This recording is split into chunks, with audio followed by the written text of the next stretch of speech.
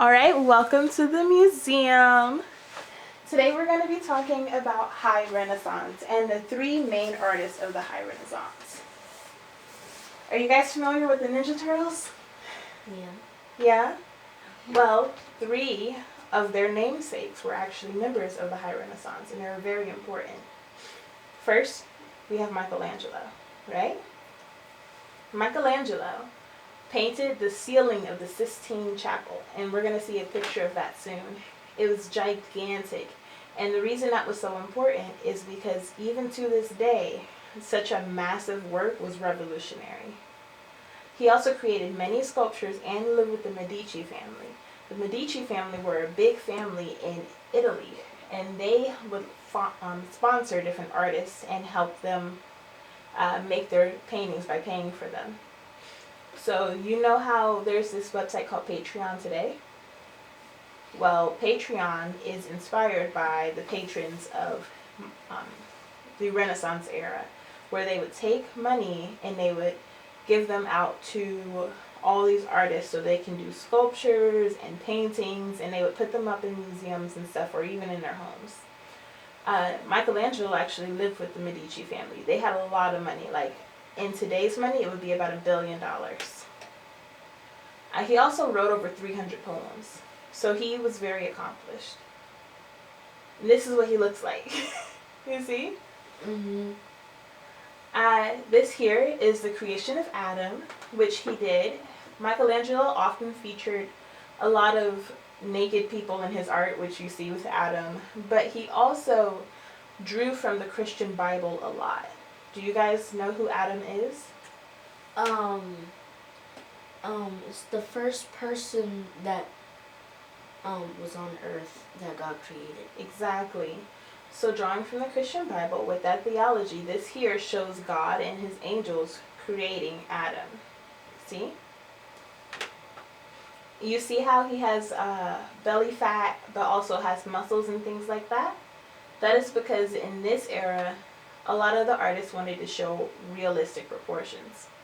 Right here you can also see people in the back are indeed naked, but in the foreground of this artist, Sidonis Hondo, you see the people who are clothed, and that is because they like to include humans being in their natural state, but also in their civilized state in their art.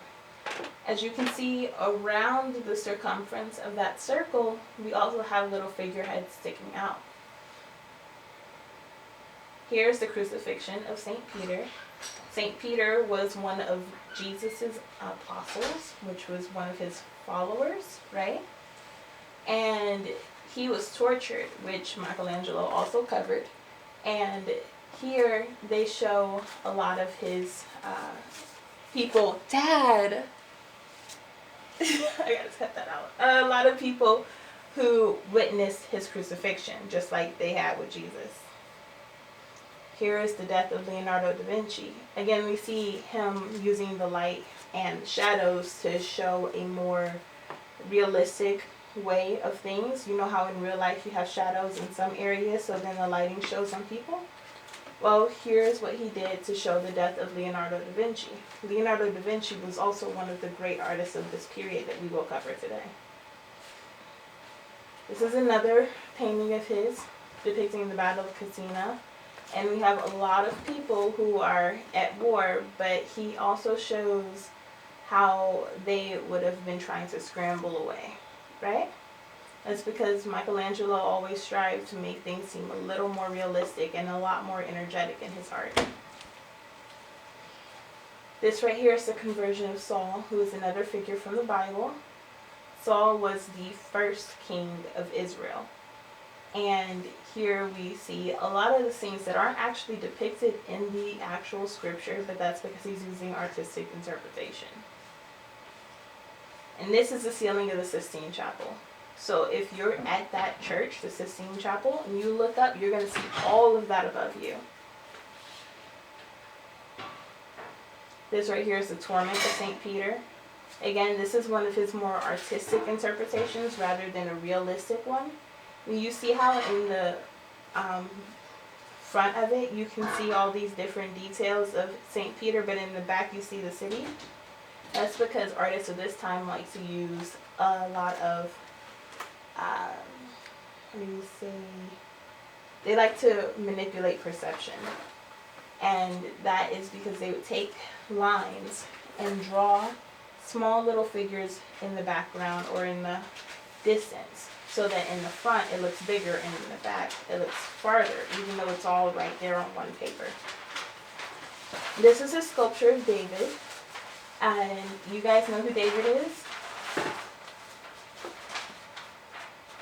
Yeah.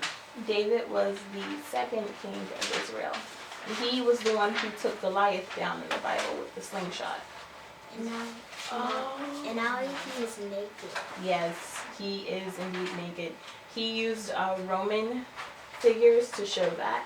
Here's Pieta, and one of you actually has a small miniature version of that right in front of you. Do you see it? Mm-hmm. Yes. So Pieta is representing Mary and Jesus right after Jesus had been taken down from the crucifixion. As you can see, he made that entirely out of stone. And if you look close enough, you can see that it doesn't actually look like stone with the clothing. It looks like it's fluid. Michelangelo was a master of making something that was made out of rock and making it look like it was actually clothing instead. This is the Moses, which is another one we have right in front of us. Moses was also another figure from the Christian Bible. The reason why Michelangelo had so many different pieces of art from the Christian Bible is because he was a devout Catholic. This is Apollo, which is actually from Greek mythology. Apollo is the god who is in charge of music, and he was commissioned to make this and put in someone's yard. But right now it's in a museum. And this is Rachel. Again, you can see how he made it to where it looks like the rock is actually her clothing. It looks like it's a dress. Yes. And this is her sister, Leia. Here we have the Genius of Victory. And if you look down, you see a head severed, but he is right here on top of the head. This is another one of those instances where he drew from the Greeks and the Romans. This is the head of a fawn. Yes, it's very silly. This one here is actually depicting a creature from Greek and Roman mythology. It's like a satyr, which is at the top of them, they are a human, and at the bottom, they are a goat.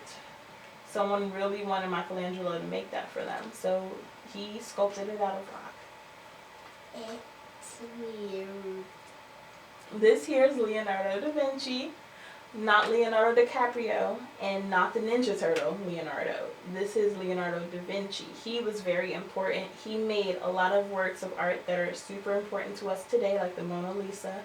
He also is a geologist, which means that he studied the earth and rocks. He is an engineer, so he used to build things, and a cartographer, which means he used to make maps.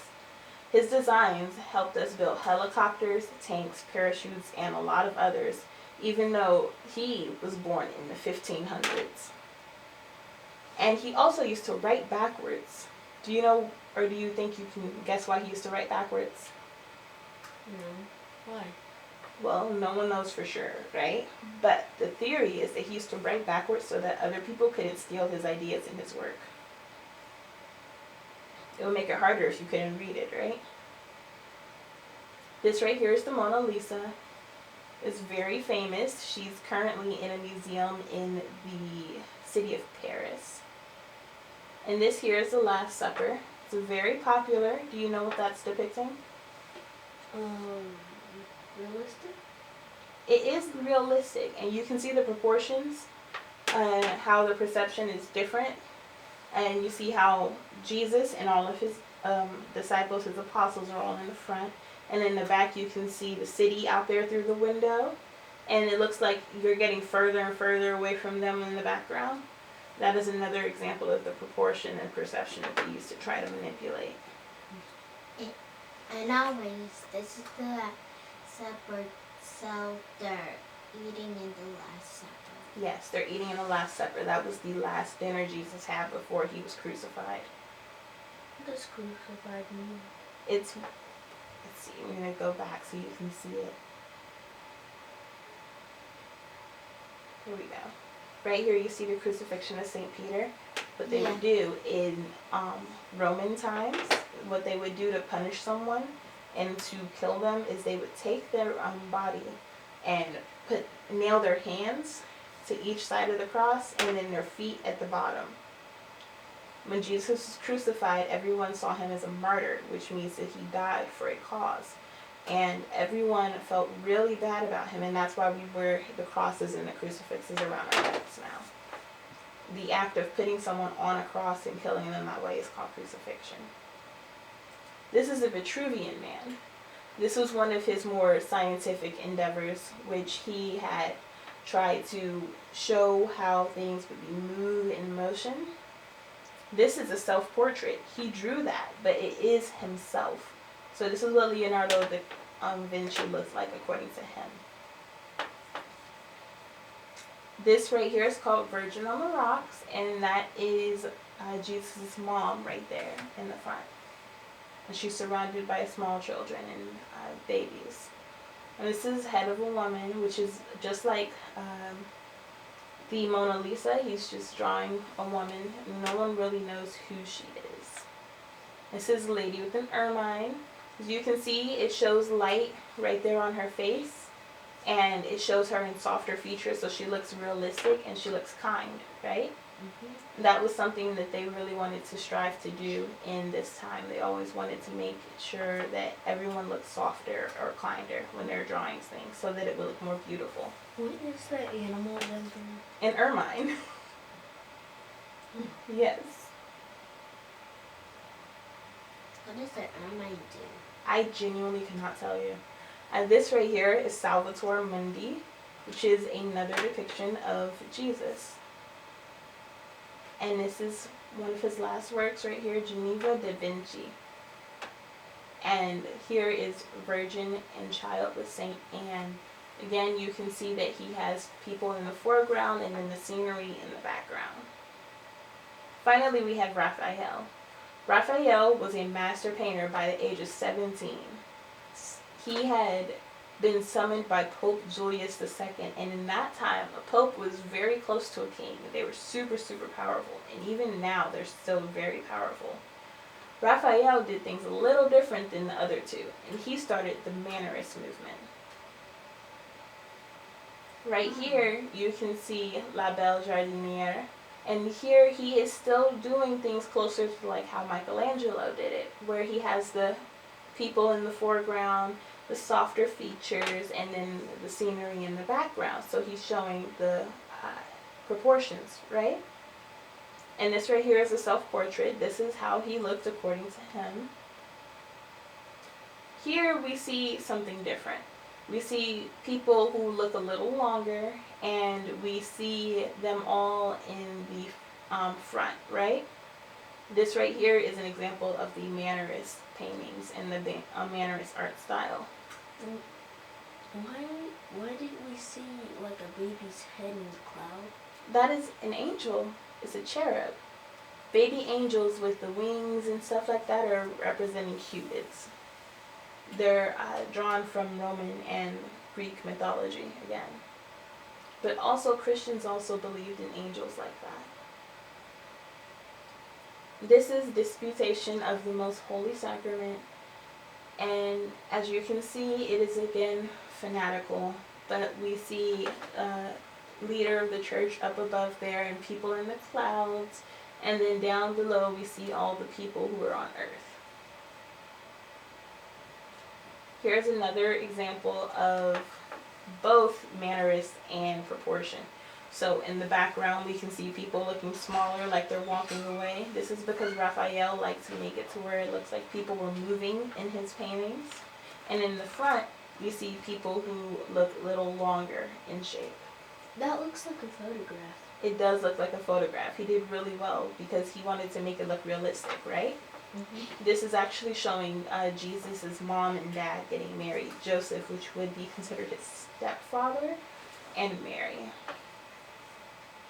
This is the Sistine Madonna.